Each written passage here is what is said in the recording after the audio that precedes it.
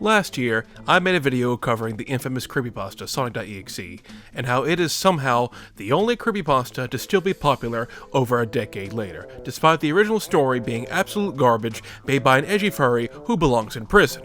I went over the story, its impact, and the amount of fan content it spawned due to its enormous popularity, some of the fan creations even surpassing the original story in terms of quality. In the time since that video and now, even more fan games have been pushed out, some of which are incredibly high quality, including a full remake of the original Sonic.exe.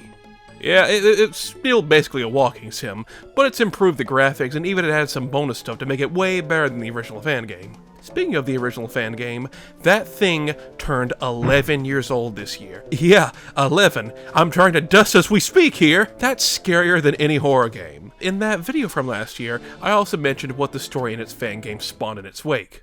.exe games of other famous properties started popping up. Of course, there was MARIO.EXE, but then there was Pokemon.exe, TOYSTORY.EXE, Aladdin.exe, Barney.exe. Any famous property that you could think of got an EXE game at some point. A whole slew of games based on all sorts of properties were made, following the exact same structure. The main character of said franchise is turned evil, everything is bloody and edgy, and everything is super scripted. But these all vary in quality as well. Some are complete garbage, while others are actually surprisingly quality. Every EXE game is not equal, and you'll quickly notice this. This is only going to focus on a few selected EXE games that are based on different intellectual properties. No Sonic ones, because I am sick of talking about Sonic the Hedgehog at this point, so this is going to be everything but him. Sorry, Sonic, I'm cheating on you, but you seem awfully happy about it, so I guess that's a sign of your acceptance. Bitch. I don't have any fancy title for this one, so I guess we're just gonna hop right into it. Here we go!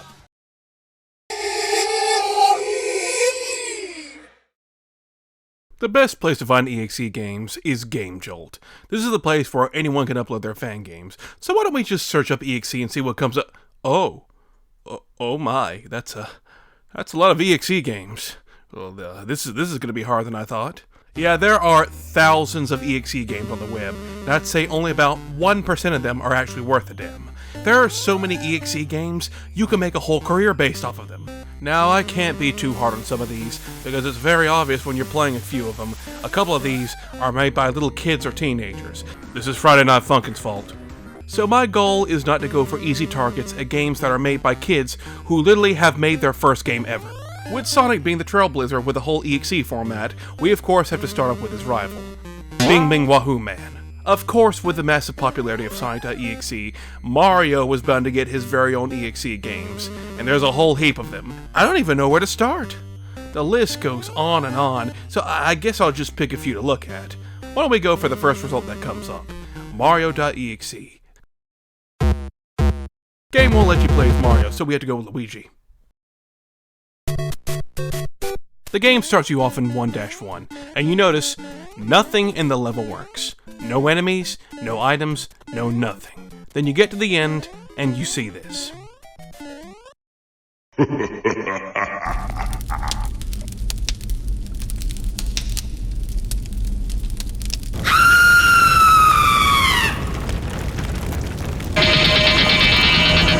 You have to hold right and dash the minute the cutscene ends, or you're dead.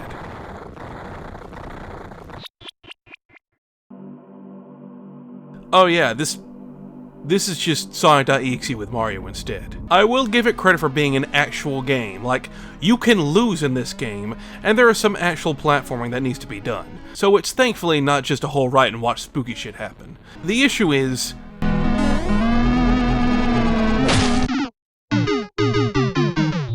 this game is annoyingly difficult. And what I mean by that is, this game tries to be as obnoxious as possible. The game is filled with traps and tricks that no one would ever know about on their first playthrough. You have only a handful of lives too, and if you run out, back to the start of the game. It's a short game, yes, you can beat it in under 10 minutes, but that is artificially lengthened due to how much this game loves to kill you with something you couldn't see coming. You gotta drop down here. Oh, bullshit! There was no way I could have seen that!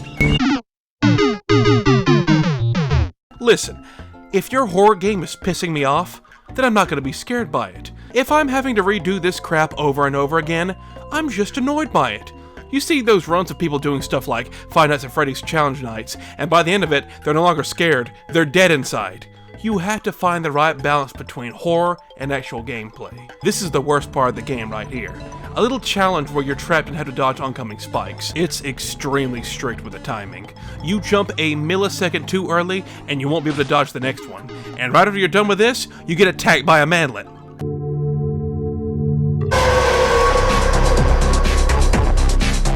A quick time event in an EXE game. The truly terrifying thing here is that music. Ooh, it doesn't send shivers down my spine, it makes me want to rave!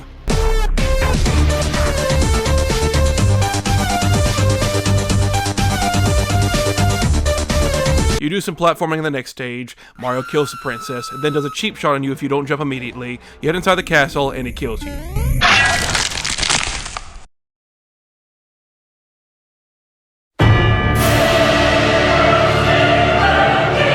Yeah, that was pretty average. I have no feelings towards this game other than annoyance. And like I said, this was just one of many Mario.EXE games. There are more than enough to keep everyone occupied, and if I covered all the interesting ones, I'd be here all day. I'm not gonna look at most of these, but I will play this one called Super Mario Bros. Plus, advertising itself to be an enhanced version of the original game, and well, you can probably tell where this is going. My favorite thing about this EXE game is, it doesn't try to set a false sense of security, it knows what you want and it gets straight to business. Jake, you made a big mistake coming here. It turns. Basically, the game is haunted, original concept I know, but the way it's presented and the gameplay is actually great. Instead of just copy-pasting already existing Mario levels, each level is unique and has its own little gimmick, which ties into the concept of not getting caught by the scary ghost man. One level has you avoiding spotlights, another one has you hiding behind trees so you don't get seen. This one was actually really annoying, I'll be honest. And this one has you trek through a level and then go through it backwards while getting chased. There's a lot of variety here. Yeah, this is an actual fun game, on top of being an EXE game. It's only a demo right now, but the full game will come out at some point, hopefully. This just goes to show you the potential EXE games actually have. You can do more than just a copy-paste of Sonic.exe, but with the characters swapped. You can do all sorts of things with it. Even though there's dozens upon dozens of trash games, there are some actual good quality diamonds in here. Some of these games have actual talented people working on them. Like this one called TOYSTORY.EXE, which has some of the best pixel art I've seen in any of these games.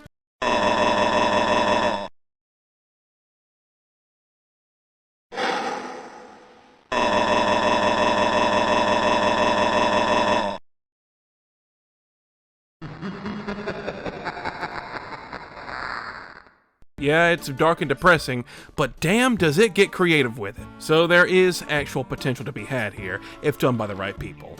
These older games were simply planting the seeds for something much grander. I look forward to see what other great little horror games are made from this, and enjoy them while you can before Nintendo goes on another DMC rampage again. Have fun!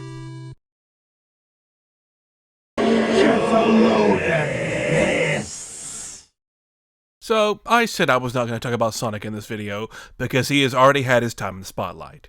However, I never said anything about Sonic's friends, the add-ons, the overloaded cast of furry animals. Of course, they would get the EXE treatment as well. Doesn't matter if they're from the games, the cartoons, or the comics, almost every single one of Sonic's friends have their own EXE games. And since I'm basically scraping the bottom of the barrel, we're going to take a look at some of them.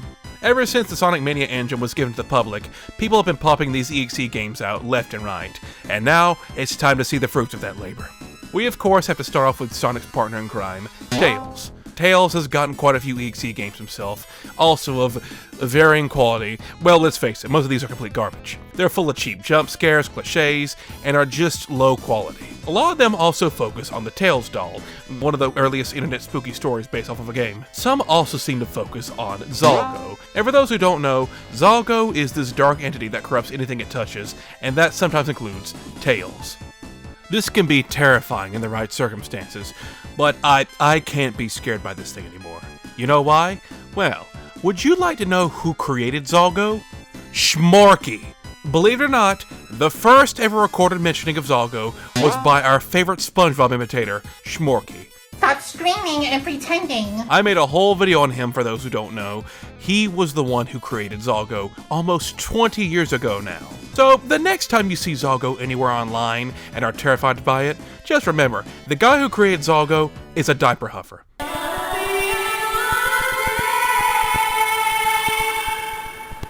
What do you want from me? But then again, Tails also huffs diapers, so it's actually quite fitting. So these are mostly all just more sonic.exe, but with Tails.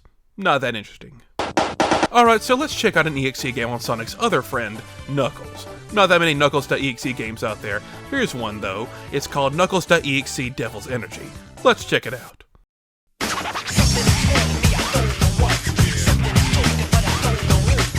Oh my god, those dance moves are horrifyingly good! I can't take it! Next! Alright, I hate to do this, but I'm going to have to dig in deep for these next few. We're going to have to take a look at some characters which are all from Hot chick heaven. I mentioned it briefly in my last video, but Sally.exe was sort of a sequel to the original fan game, where Sonic now brutally murders the female characters that are the height of the average human mother. Except for Sally Acorn, which he just sews her eyes closed. Why does he sew her eyes shut? I don't know, maybe he's on the spectrum, maybe he just hates eye contact. That's a nice workaround. Oh, and it should be noted, the entire game is an almost exact one-for-one copy of an old creepy Sonic sprite animation, which was made before Sonic.exe even existed. It was made by a guy named Chinolin, and now you know, I'll link it in the description. Of course, we can't forget about Rouge.exe. Oh, this one's barely a game, and saying about one of these is saying a lot. You're watching more than you are playing. It's like playing a current You're Naughty Dog game. Most of the time these EXE games just have you like walking in one direction for a few minutes and something scary happens. But here, you're controlling someone for maybe a collective total of 30 seconds in the whole thing. The rest is like scenes taken from the Sonic.exe anime and long, drawn-out chat logs between Sonic.exe and Rouge. Like, who wants to read all this? What's going on here is, apparently Sonic.exe gets a hold of Rouge and turns her into a demon like him or something. And you know, he gets all these cool demon powers. He can teleport, levitate, and turn other characters into demons like him. Well, Rouge gets the power to, she just fucking shoots them. The average American has superpowers apparently. Oh, and the game ends with Jigsaw ransomware? Like, it's completely fake. It's not actually holding your files hostage, but why? That is beyond random. I will give the game credit though. It has the most terrifying jump scare out of any EXE game I've ever played. An angry woman. This one wasn't very good, and that can apply to most of these. They're all just not very good. Even if they weren't filled with cliches and the cheapest of jump scares, gameplay-wise, most of these sucked. There are a few exceptions though. If you actually want to try some of the EXE games, have no clue why you would, try to go for the ones that run on the Sonic Mania engine. Most of these I could find are actually high quality. There exist remakes of a lot of these old EXE games, remade with actual gameplay, multiple endings, and everything. I really do see some actual talented game devs doing this kind of stuff for completely free in their own time. That really is amazing. Sonic's friends aren't really doing their jobs any better than he is at this horror stuff. And instead of feeling terror at the jump scares, you might be feeling the opposite effects of some of these. I think the dev enjoyed making this one a little too much.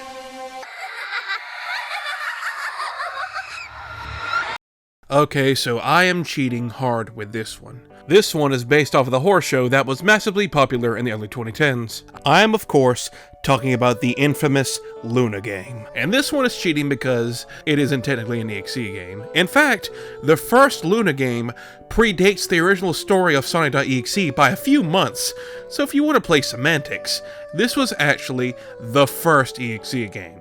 Sort of. The styles are so similar by pure coincidence, it might as well be an EXE game, and I'm also bringing it up because when the hell am I ever going to have an opportunity to talk about this? The story behind this game is, it was uploaded to a website called Equestria Daily, a My Little Pony fan site that hosted all sorts of fan stuff like art, games, the works. This game had to be downloaded to play it in order to fulfill all the promises it was making. Great graphics, engaging gameplay, and all sorts of things.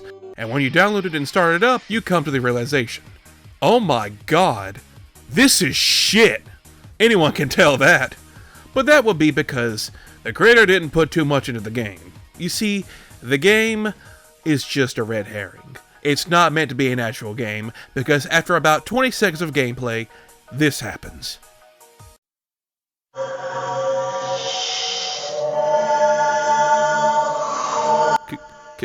Can I help you? I was enjoying my action-packed pony adventure, and you ruined it! Your game closes after this, and it left you a little image too, captioned, "The end is nay." People were a little freaked out after playing this, just trying to play a pony game in the middle of the night, and this is what you get. And I'll be real, that is an actual off-putting image. Props to whoever drew that. I don't like looking at it. And the sound, too, definitely adds to it. Why hasn't this become an overused meme sound yet? I want to hear this until I get sick of it. Yeah, sure, step aside, kid, we're not. This game actually caused a panic on Equestria Daily. It got to the point where a rumor started circulating this was a virus that would infect your computer if you played it, and people actually believed it.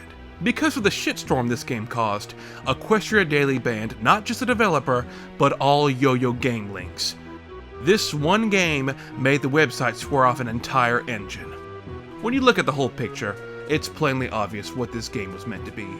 A prank game. It's a game you sent to your brony friends and were like, dude, check out this awesome fan game! And they played it and this is what they got, and you were no longer friends. It's not even really a jump scare. She's just standing there, menacingly. This was meant to be something along the likes of the Scary Maze game or the Ghost Car commercial. Just a little prank and nothing more. No, it didn't give you a virus or anything. It was blown way out of proportion. The image is actually just a stolen piece of artwork too. The creator actually went and made sequels to this. The sequels aren't prank games, they try to be actual little games with a story going on between them. It does incorporate horror elements into it with jump scares and darkness being major factors into it, but yeah, the prank factor is just completely gone with these. You know exactly what you're doing when playing them. The games also never reached the sudden shock of the first game either. They actually get less scary as the games went on.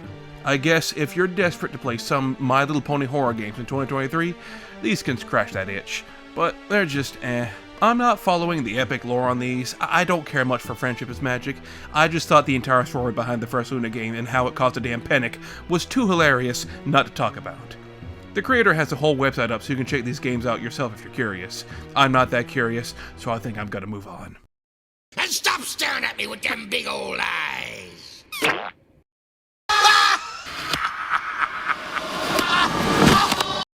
Now the next one is an undertaking, because now we're going to be looking at a whole trilogy of EXE games.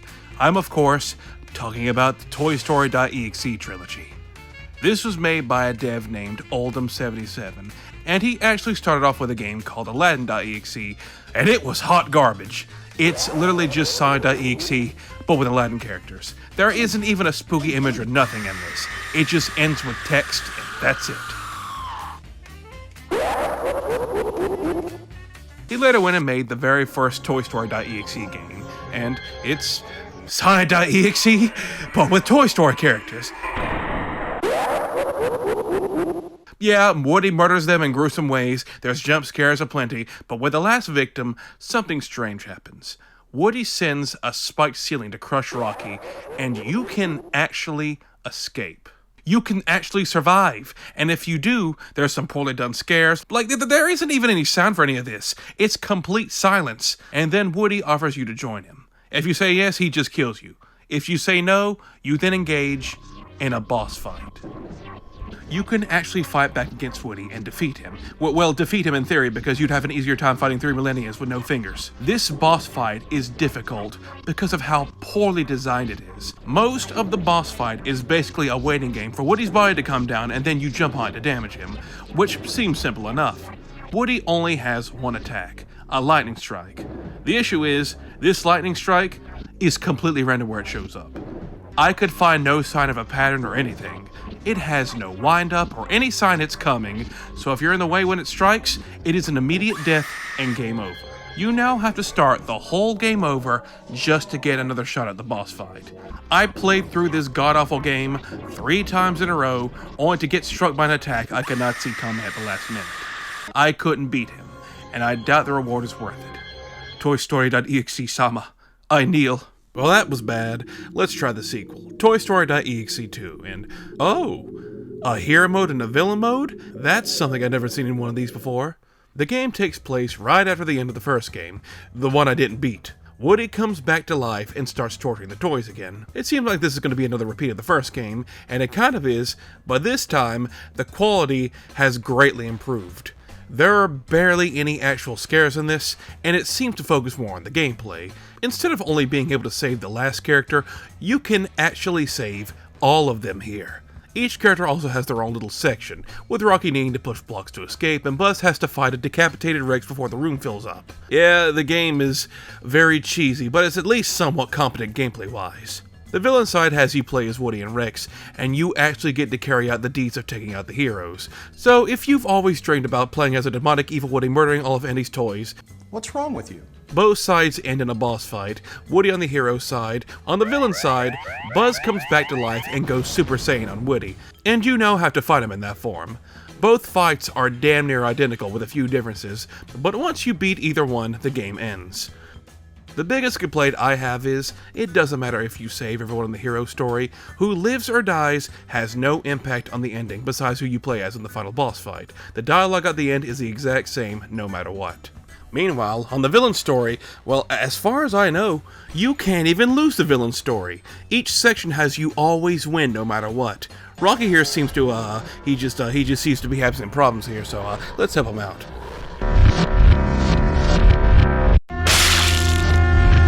In the Rex section, I just stopped moving entirely and let Buzz wail on me, and somehow, I still won.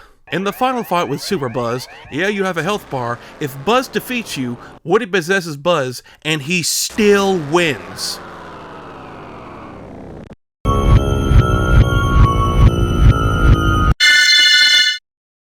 This is a competent little game. It's better than most EXE games I've played because it's trying to be something other than just walking around and looking at jump scares. This game doesn't even really have any jump scares. It just has a spooky aesthetic to it, and that's it.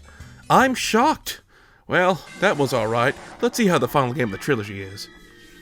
TOYSTORY.EXE is no longer just a run-of-the-mill cliché-filled EXE game. This is a complete 2D platformer now. An annoying one. TOYSTORY.EXE has the highest production value of the entire trilogy. It has significantly improved graphics and gameplay. It has cutscenes. It even has full voice acting for the entire thing. I mean, not good voice acting, but voice acting. The spirit lets us live for a few more moments after it leaves us. I think now my time is up. So long, Buzz. We head. So long, Rocky. Buzz now has a whole moveset. He's able to double jump, do a spin attack, and even has a stamina bar.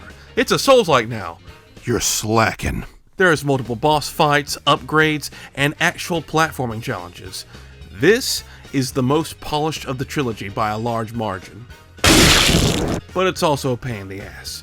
You can beat the game in little over an hour, but that's going to be doubled because of these things. These instantly kill you. It wouldn't be so bad if it weren't for the fact in the last platforming level of the game, the dev decided, hey, let's put these in the most annoying places fucking possible. By the end of the level, you're basically playing Flappy Bird with Buzz Lightyear. It's not fun. The game also reveals that Woody is possessed by some force named Spiro. Buzz fights him in the final boss fight, the second phase has you play as Woody to finish him off. There's even a little throwback to the dev's first EXE game he made, which would be cute if this boss fight also weren't incredibly obnoxious. But it's not bad once you get the pattern down. You defeat him, all is well, that's the end of the TOYSTORY.EXE trilogy. That was actually way better than I expected. We got to see the evolution of a young game developer, going from making the most cliché-filled garbage to making something decent. I mean, by the end, the horror aspect is all but gone. The last game doesn't even try to be scary. Well, maybe scary for 5-year-olds. It's extremely cheesy, but maybe some people like it like that.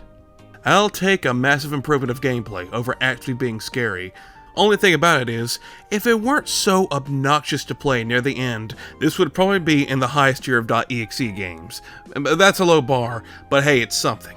The first one is complete garbage, second one is alright, but the third one is halfway decent. Seek it out, if you care.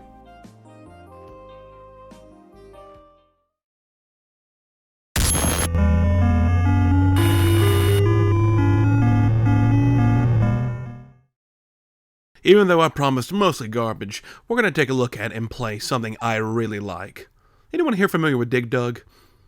You know, the classic arcade game. Maybe it's dated and boring nowadays, but you know, it's still an arcade classic. I remember I had like a Namco Museum game on my Game Boy Advance when I was young, and I would only play Dig Dug on it. I sucked at pole position and Miss Pac-Man got old fast, but for some reason, I love me some Dig Dug. And it just so happens there is an EXE game based on Dig Dug, and I will say, this is the coolest damn EXE game I have ever played. Heads up, this is yet another "the game is haunted by a ghost" cliché, the cliché that's been done over 1,000 times, but the presentation is next level. It of course starts off with a false sense of security, and then the spooky stuff starts happening. When you attempt to start it back up, you're told to change some characters in a text file. This is the game conditioning you to be thinking outside the box. When you start it back up, things are not what they seem, and you're haunted by a strange Dig Dug figure, who eventually comes up and tells you to find him. Next time you start it up, he sends you to a website about a child who was found on the side of the road, and says his father did it to him. He wants revenge. He then wants you to kill a puka so he can escape and get back at his father. If you kill the puka, bad ending. If you choose to do nothing, this pisses the kid off, and then this happens.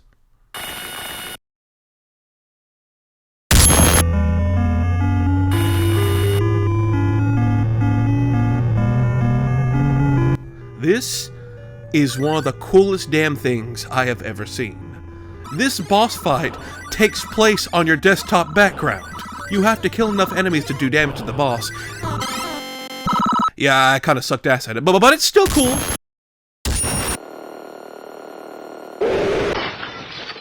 This goes to show you the creativity people have with these games. They were able to turn Dig Dug, an old arcade game, into this. There is no hyper-realistic blood or edge, it's just a unique concept they were able to run with. If you beat the boss, he lets you go, and you get the neutral ending. Yeah, there's multiple endings too. You have to think outside the box if you want to get the good ending, but I'm not going to show you that part. I'll let you go play it and figure it out for yourself. This game legit amazes me. I never thought we'd go from something so predictable and edgy to something with so much talent and effort put into it. And it may be a short little game made for a contest, but this blew me away in more ways than you can imagine. We really have come a long way from hyper-realistic gore and groomer furries, and it's for the better.